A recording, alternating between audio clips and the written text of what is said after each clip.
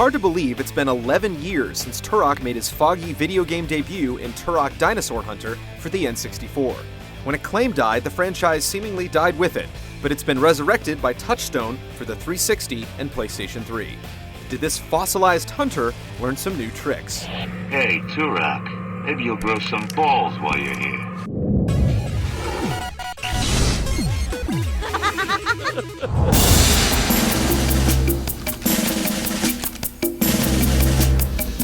About the only thing this Turok has in common with prior games is that the lead character is Native American and there are dinosaurs to kill.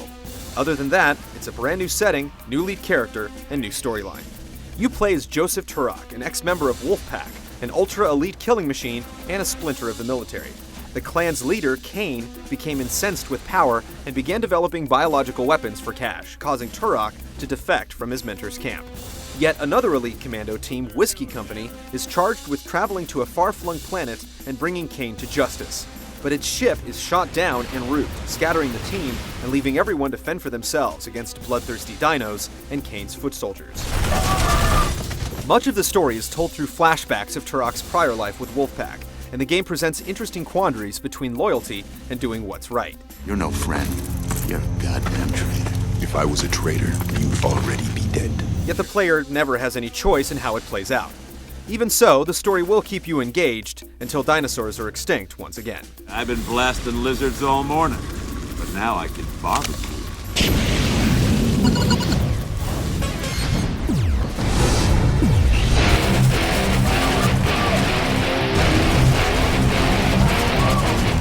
Despite a few branching trails, the single-player campaign is completely linear. It's practically impossible to get lost, as squad mates continually press you down the right path, and if all else fails, you can click the left analog stick and a waypoint will be displayed. The single-player game is broken into 13 primary chapters, with each taking 30 to 45 minutes to complete. Within each chapter is a multitude of autosave points, keeping you from having to replay too much of the campaign. You'll get a good 8 hours out of your first run-through, and then there are more challenging difficulty settings to conquer if you're into that sort of thing. Aside from the single-player quest, there's an intense multiplayer suite to dive into. While you can't play the single-player option with friends, there are completely new missions to experience cooperatively with up to 4 players. The competitive options come in the typical deathmatch and capture the flag varieties, with the exception of war games, which switches things up a bit with some Counter-Strike-esque objectives. The tweaking options in multiplayer are pretty intense, though not to Halo 3 or Call of Duty 4 levels. Still, the X factor of dinosaurs definitely gives each match a unique twist. While the single-player campaign isn't especially long, the head-to-head and co-op modes provide more than enough content to rationalize Turok's price tag.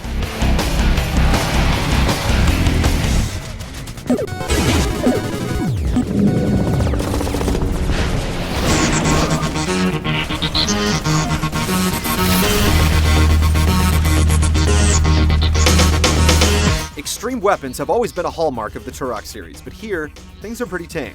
You get the standard issue assault rifle, shotgun, sniper rifle, rocket launcher, railgun, grenades, and pulse gun, with each weapon having an alternate firing method. The most interesting being the minigun's ability to turn into a turret.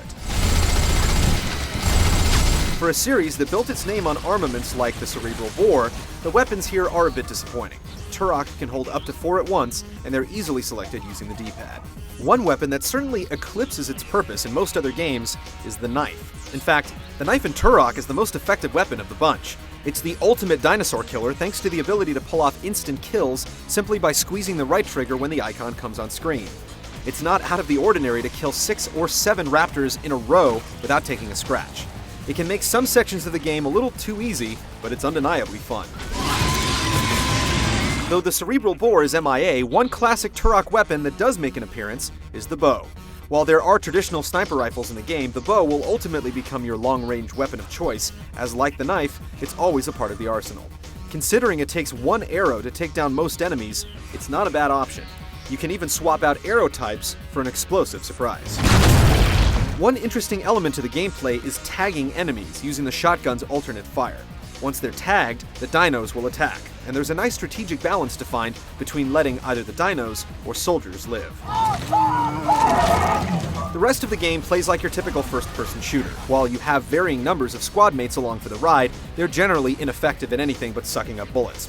The enemies aren't the smartest either, often repeating the same animation over and over instead of intelligently navigating the terrain. We also had issues with the default look sensitivity and discovered some dinosaurs that were completely oblivious to Turok's presence. But all these issues are minor in the grand scheme of the game. Playing Turok is fun, there's not a lot of thinking involved, and the enemies undoubtedly become repetitive, but the combat is immensely satisfying, hunting and killing dinosaurs never gets old, the game's pacing is near perfect, and the few boss fights that take place are incredible.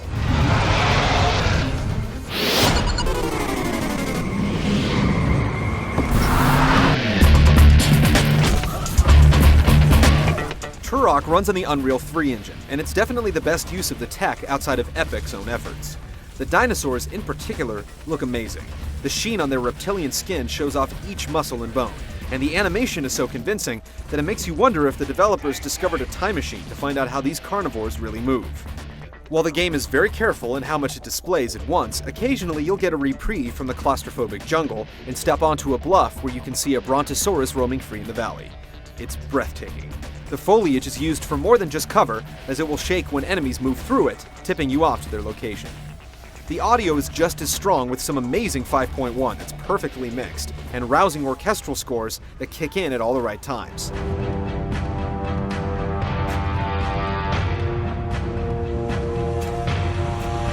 The voice acting is up and down, but none of it is poor enough to become jarring.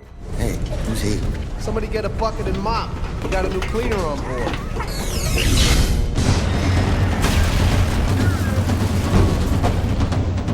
Turok is undoubtedly the first pleasant surprise of 2008. It doesn't try to reinvent the wheel, but working within its accepted elements, it does a great job of dumping you in the jungle and making you feel like you're fighting for your life. The single-player quest is a bit on the short side, and the multiplayer is somewhat derivative, but it's a nice return to form for a franchise that many had written off as extinct.